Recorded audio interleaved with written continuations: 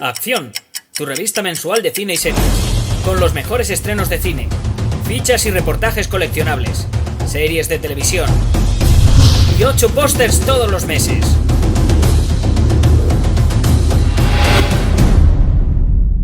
Búscala en tu kiosco.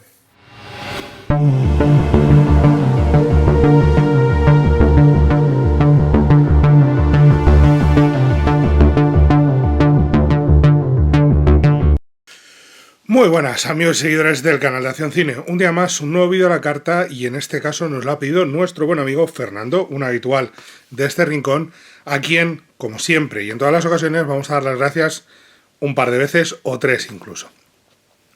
Ya sabéis que estos vídeos de la revista Acción Cine, estos vídeos a la carta, para solicitarlos tenéis todas las instrucciones aquí abajo en la descripción y si no, aparecerá un banner, un cartel por aquí que indicará en cualquier momento cómo podéis solicitarnos estos vídeos. Os señalará, os indicará que abajo tenéis las instrucciones, las seguís y podéis pedir a cualquiera de la redacción, de los 3 que hacemos los vídeos, la videocrítica que deseéis. Además, quiero dar las gracias, evidentemente, por seguir confiando en mí y por haberme vuelto a pedir un vídeo, en este caso de una película muy particular, así que ya sabéis que somos 3 personas, como he dicho, haciendo estos vídeos. Siempre es un auténtico placer y un orgullo que confiéis en nosotros, que confiéis en la revista y personalmente en cada uno de nosotros. Así que, para mí, de verdad, de todo corazón, no me queda otra que darle las gracias a Fernando una vez más por haber pensado en mí para este vídeo.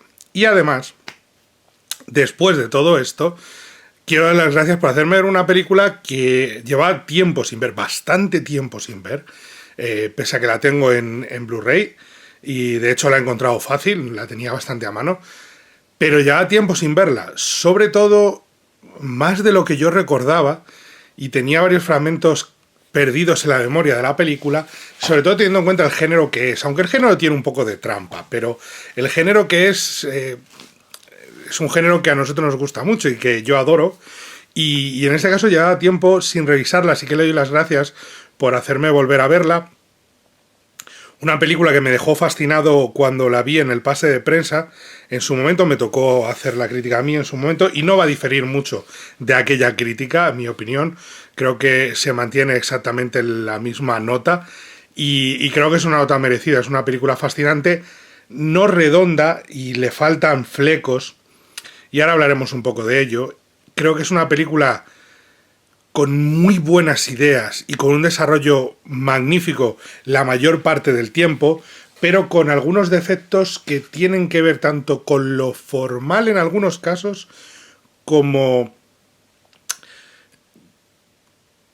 con lo espiritual, si lo prefieren, con el espíritu de la propia historia y de lo que pretende contar. Porque llega un momento determinado en esta película, que repito, que es muy buena, en el que uno no sabe muy bien qué es lo que quiere contarnos el director. Y de hecho tiene un par de bandazos en la propia historia, en la esencia de la historia, en la que a mitad de un camino toma un requiebro y luego toma otro, y hay un momento determinado en el que ciertas cosas, al venir quizá de una novela o de un libro, están mejor explicadas en el libro de una forma mucho más larga, mucho más prolífica, y aquí, por desgracia, hay un par de momentos que no están tan bien explicados en el libro, como en el libro. Quizás no he leído el libro, lo siento, pero que están quizá demasiado, no cogidos por los pelos, no ese es el caso, sino que requerían de una explicación más larga. Y eso que es una película que dura 2 horas y media. Y eso hace que el ritmo se resienta, porque es una película que tiene un tono muy poético, muy calmado, muy sosegado, lo cual desesperará más de uno. Y siendo un western, que es el género al que me refería antes, no es el típico western. De hecho, está más cerca de historias, salvando mucho las distancias. Quiero que el lector, el seguidor de la revista, entienda muy bien a lo que me estoy refiriendo. Quiero que entendáis a qué me quiero referir. No me estoy refiriendo ni siquiera a lo formal o al tono o al estilo visual. Me estoy refiriendo al tipo de historia, a la esencia de la historia. Está mucho más cerca de la balada de Cable Hawk, por ejemplo, que el propio... Sí, es que dentro de ese cine está más cerca de eso que de pongamos una película de Howard Hawks, de Río Bravo o cualquier cosa de ese estilo. Está más cerca de ese toque poético, de ese toque a veces casi onírico, ese toque sutil, contenido, en el que las cosas pasan muy, muy tranquilamente, pero por un motivo, y de verdad que no es por casualidad que las cosas pasen como suceden, porque así debe ser en esta película, y siendo el tipo de historia que es, repito, no es que no quiero todavía, bueno, es tontería no desvelarlo, evidentemente. Estoy hablando de, y voy a buscarla por aquí, que la tengo aquí al lado, si no tiro todo lo demás, estoy hablando de el asesinato de Jesse James en este pack doble que conseguí, el asesinato de Jesse James por el cobarde Robert Ford. La película de Andrew Dominik de año 2006-2007, película protagonizada por Brad Pitt, no, pero sí, sobre todo protagonizada por el personaje de Robert Ford, que es el auténtico protagonista de la historia, que es el personaje de Casey Affleck, que está maravilloso en la película. Realmente para mí fue una de las primeras veces que dije, este tío es muy bueno como actor, muy muy bueno como actor, y aquí lo demuestra, y la esencia de la historia al final es la misma que la de Pat Garrett y Billy el Niño, de Sam Peckinpah.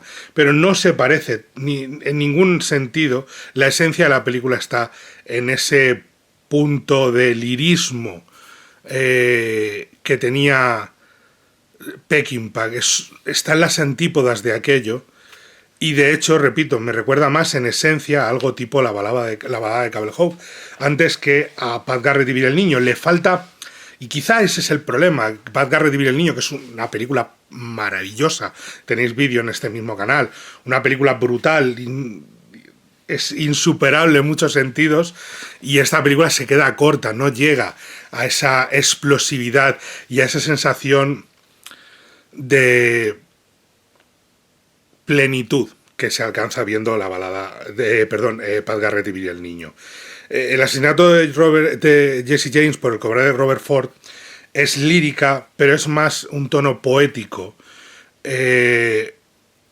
no narrativo, más contemplativo, mientras que Pat Garrett y Billy el Niño era narración lírica, pero era narración continua. Aquí hay mucho de contemplativo, mucho de análisis espiritual, mucho de mirar dentro de los personajes y de mirar dentro de nosotros mismos, y sobre todo es algo que se nota mucho a través de la voz en off, ese narrador continuo que en realidad no es más que la voz en off, la voz del relato leído, de la novela. Los párrafos de la novela son muchas veces lo que estamos... Para que entiendan el tono, no digo que sean extractos directos, sino simplemente el tono, es las descripciones, las emociones que trascienden lo que estamos viendo en imágenes. Y es un problema, porque hay veces que me están contando cosas que ya estoy viendo, cosa que siempre he dicho, que la voz en off, si va a repetir lo que estamos viendo, no sirve. La voz en off tiene que aportar algo nuevo y distinto, y en esta película cabalga entre esos dos puntos. No...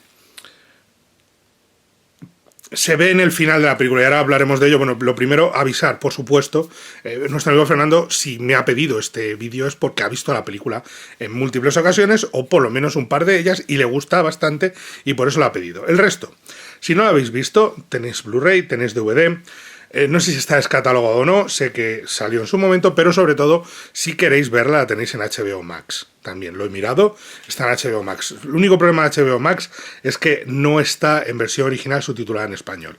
Está en versión original subtitulada en inglés, que lo comprobé porque iba a empezar a verla en ese formato, en inglés con subtítulos en castellano, y al final opté por el Blu-ray para ver los subtítulos en castellano, porque hay algunos aspectos de los diálogos que son, y no hay muchos diálogos, pero hay algunos aspectos que no son sencillos de entender.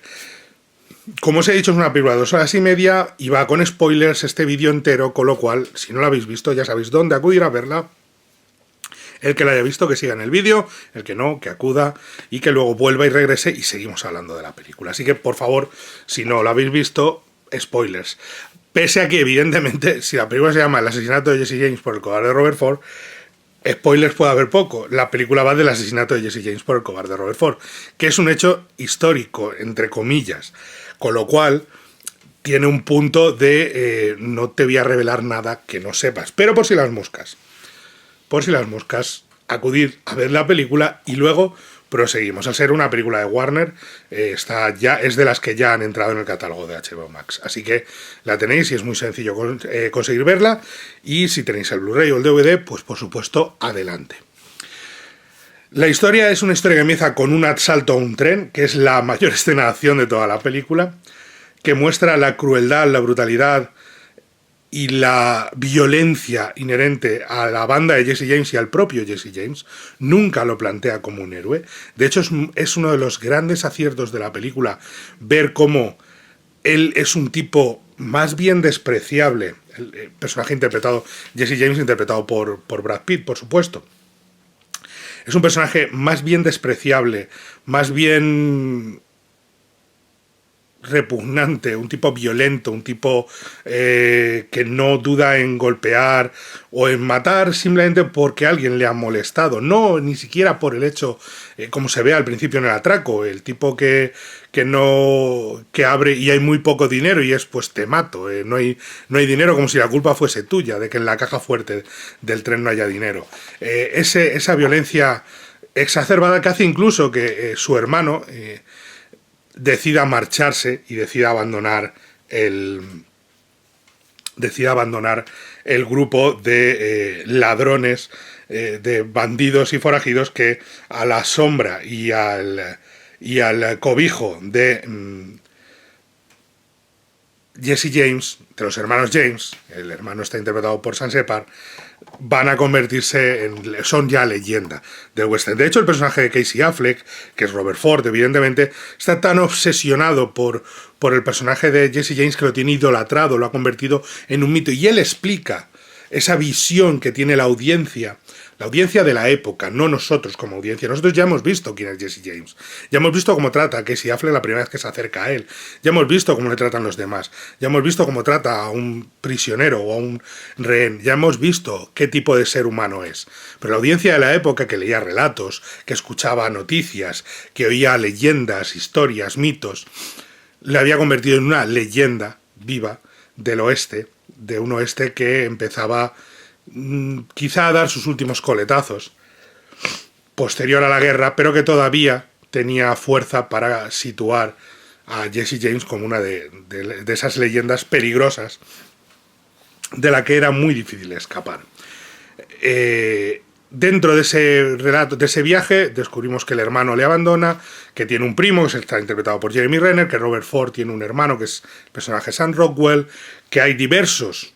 Pues Snyder está por ahí, que es uno de los miembros de la banda, y como la banda, pues en principio, tras una noche casi de despedida y tal,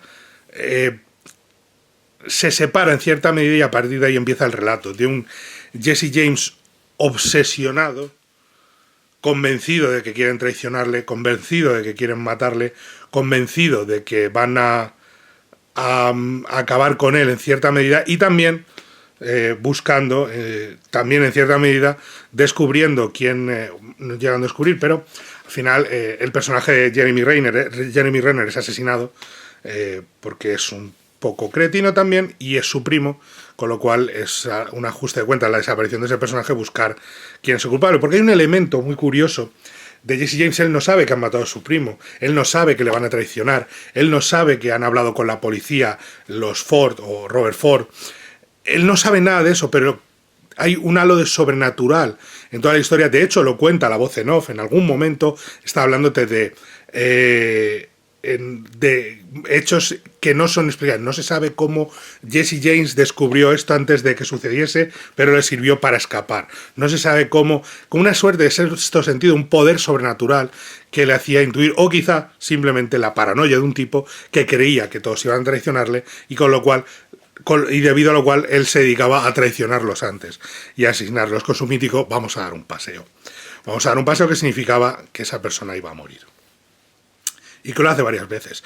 Con una calma, y en una de esas interpretaciones de Brad Pitt, yo nunca he sido muy fan de Brad Pitt como actor.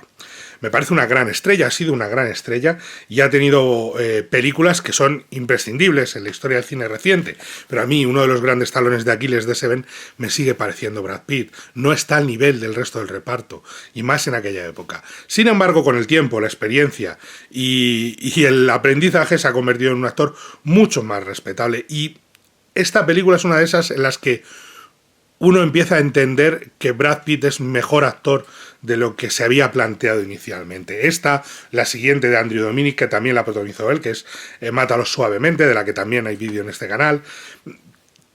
Es un actor, por supuesto, Eras una vez en Hollywood, es un tipo que con el tiempo no solamente ha cogido empaque, presencia siempre la ha tenido. Es una presencia en pantalla y eso se nota.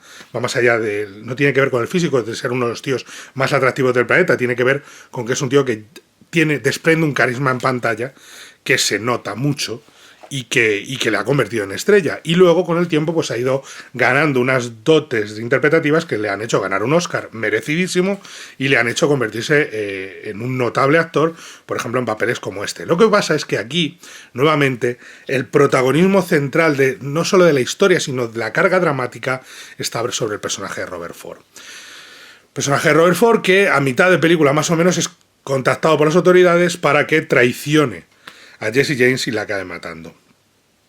Y con la excusa del hermano de Robert Ford, que está trabajando con Jesse James y que le acompaña, y que necesitan un tercer hombre para sus asaltos, acaban reunidos en la casa de los James, con su mujer, Mary Louise Parker, siempre increíble, con todo lo que eso conlleva, y lo que sucede al final es que el propio Jesse James regala la pistola, un revólver, a Robert Ford como muestra de afecto porque no lo ha tratado bien, porque ha desconfiado de él y demás.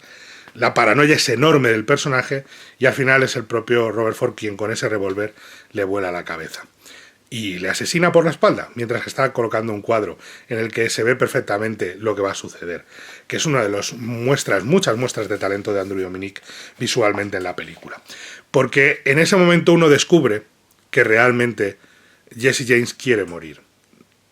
Nadie le ha pillado por la espalda sin que lo supiera. Es ridículo lo de voy a colocar este... Él está viendo en el espejo, en el reflejo del cristal, está viendo perfectamente. Pero colocar este espejo, él está viendo perfectamente lo que va a suceder, que le van a disparar, lo sabe. Dentro de la película, no estoy hablando de la historia real, estoy hablando dentro de la dinámica de la película, él sabe lo que va a suceder.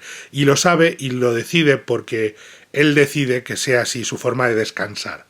Para mí, de nuevo esto es una interpretación, de descansar, de dejar atrás esa vida que le ha convertido imposible en seguir adelante y que ha hecho que viva asustado hasta de lo que hay debajo de una piedra. Con lo cual, es su decisión, él decide irse de esa forma, que le maten por la espalda y convertirse en más leyenda. Ahí empieza un formato casi documental de la película, que es una de las partes más interesantes de la misma, en la que empieza a contar lo que sucede, la foto, la gente visitando el cadáver, la gente descubriendo, la gente con la fotografía del mismo, con el hielo que lo conservaran, la gente que quería comprarlo, la leyenda aumentada, las canciones, y cómo el propio Robert Ford intenta aprovecharse de eso y se convierte en actor para contar su historia junto con su hermano, quien al poco tiempo no es capaz de soportar quizá la culpa, quizá la pena. Escribió, al parecer, tal y como cuenta la película, muchísimas cartas a la esposa de Jesse James, que estaba presente cuando le mataron, y a la que intentaron convencer de que todo fue un accidente, escribió muchas cartas, pero nunca las envió. Y al final la carga de culpa finalmente le hace suicidarse.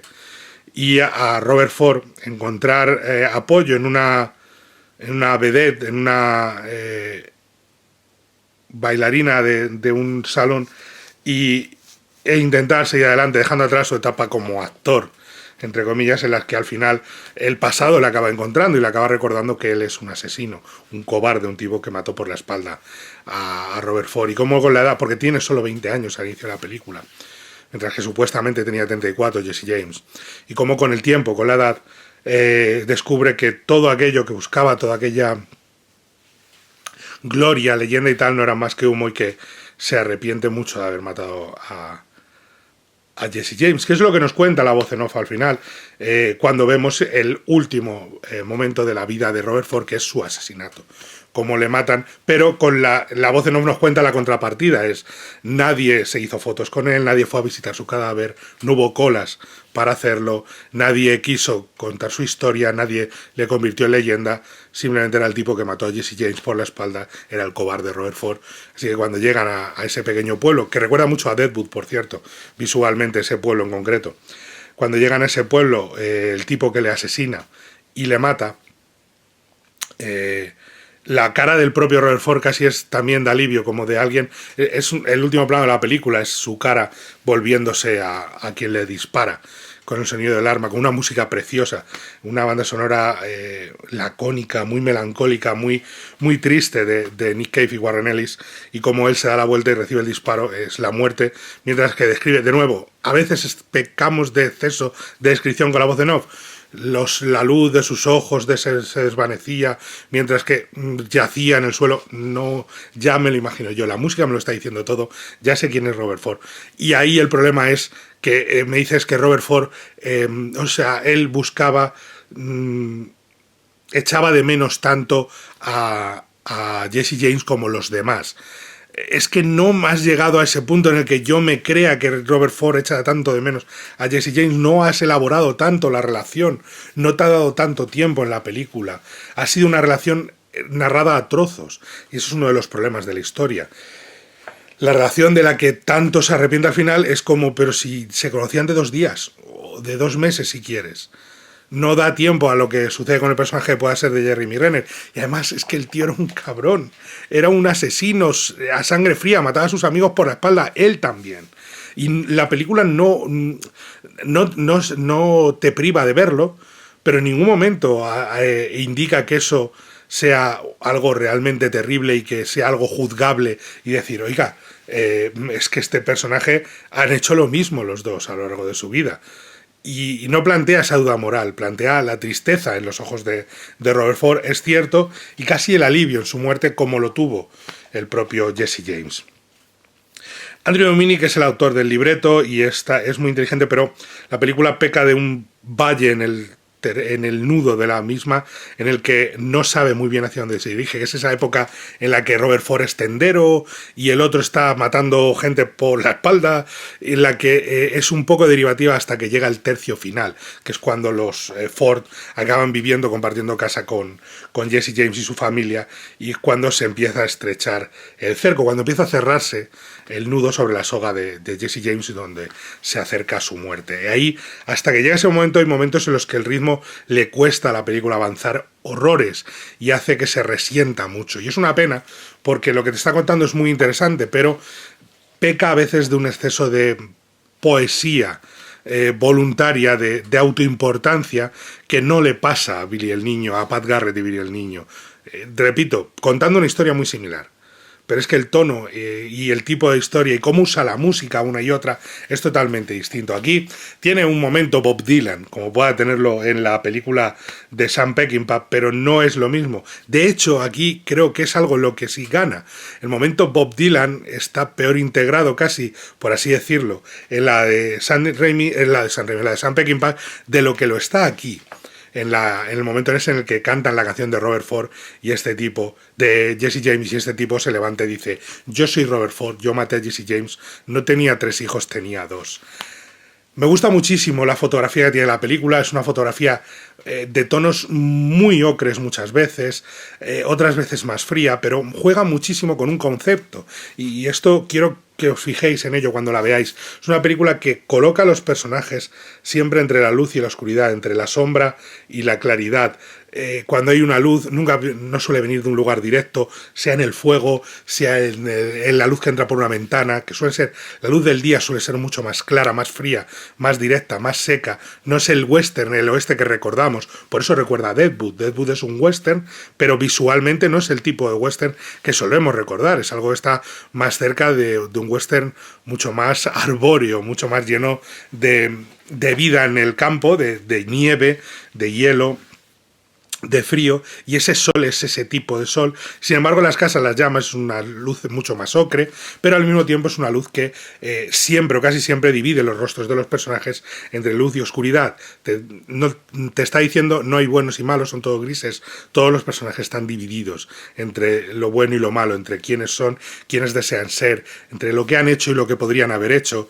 Esa decisión es muy inteligente y visualmente ayuda desde el principio a entender quiénes son estos tipos, y quizá el personaje siempre más iluminado es el de Jesse James, principalmente porque desde el principio sabemos que este tipo luz y oscuridad tenía poca, tenía más bien oscuridad, tenía más bien muy claro lo que era y lo que iba a hacer.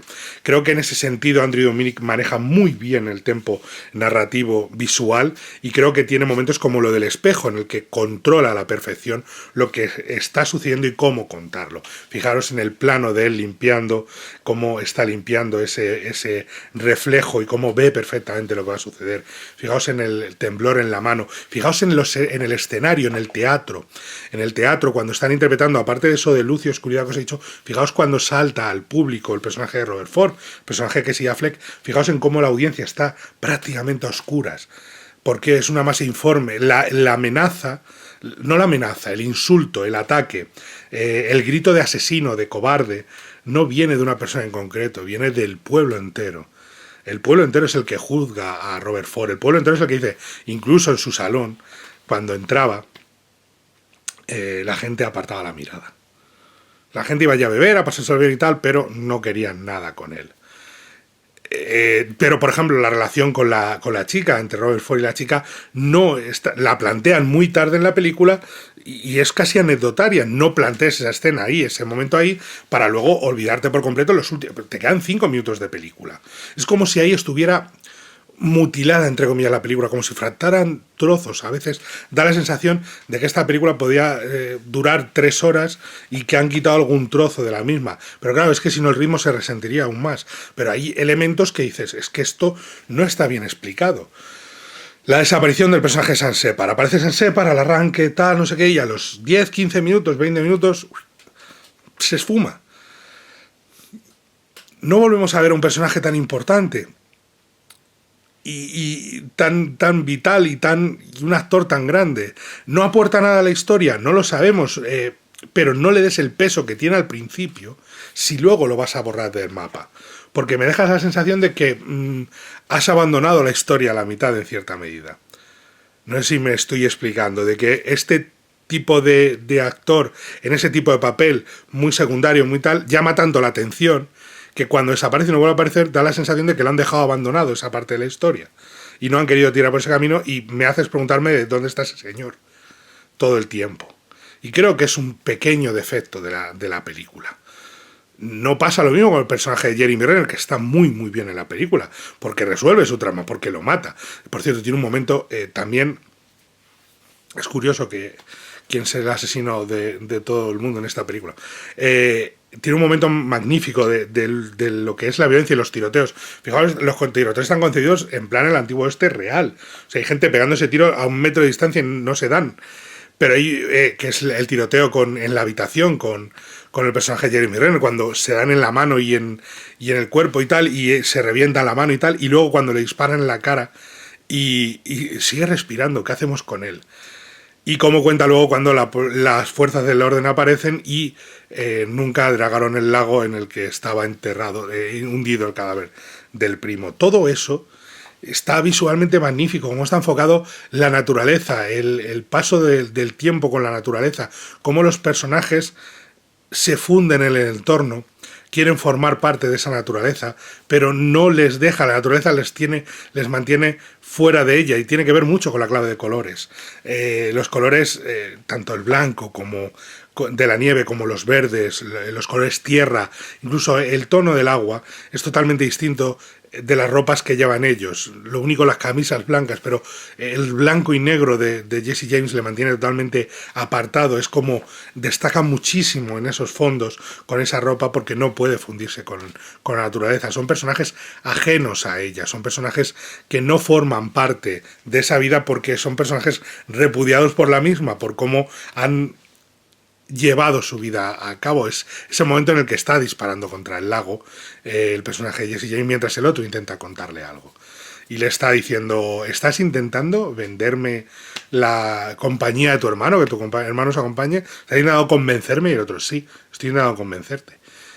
Y cómo, pese a las sospechas y pese a todo lo que él tiene, a toda la paranoia, no le queda más remedio que aceptar esa ayuda. O sí, que es otra de las cosas que no queda muy explicada. Si él teme que le van a matar, que todo el mundo le va a traicionar, que van a ir las fuerzas del orden a por él, que hay un Pinkerton en cada esquina, la agencia esta de detectives tan famosa de aquella época. Si él teme todo eso, ¿por qué traer al personaje Casey Affleck? Son cosas que son problemas narrativos que quedan ocultos o disfrazados detrás del tono poético de la propia historia, que es muy fuerte y es muy vibrante y funciona muy bien. Y funciona muy muy bien, pero te da esa sensación de decir: joder, un poquito más de narrativa, un poquito más de historia, un poquito más de desarrollar estos eventos para que tengan más lógica.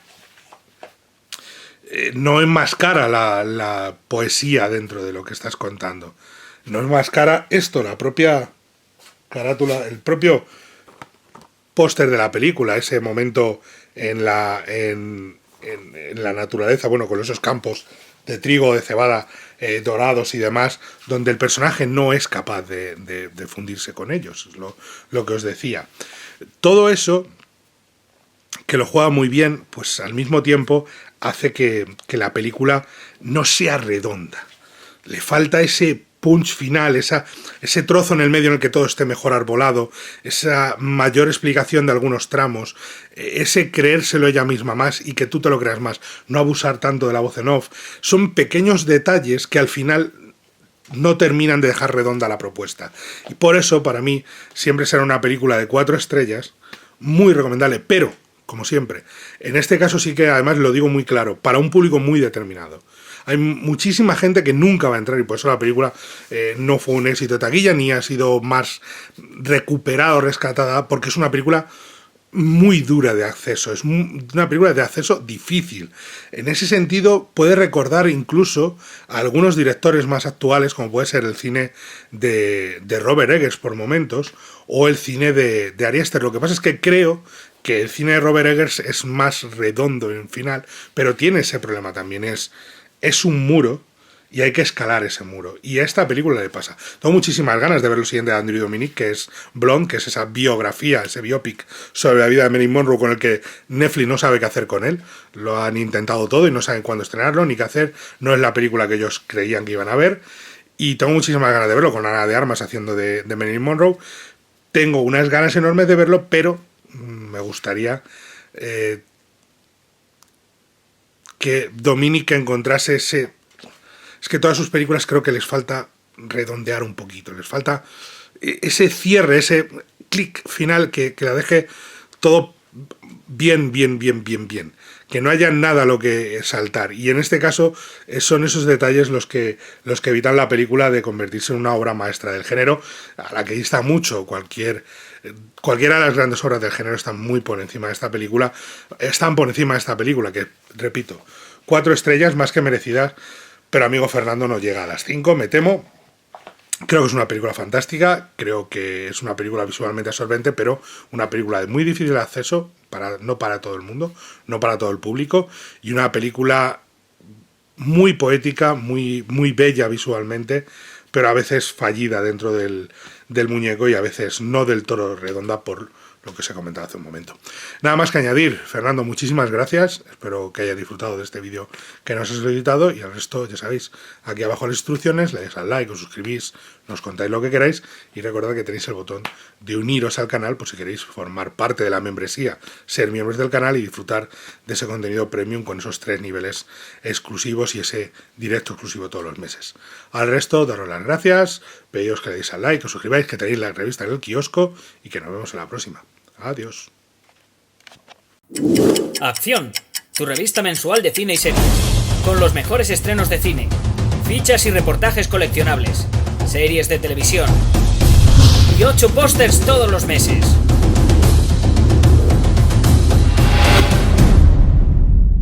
Búscala en tu kiosco.